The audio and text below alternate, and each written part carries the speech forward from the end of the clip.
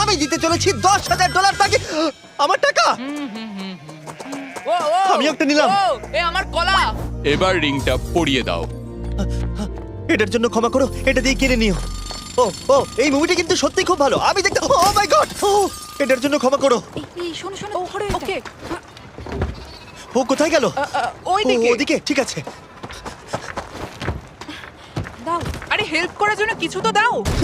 আমার টাকা ফেরত দাও। আরে এটা টাকাটা দিয়ে যাও।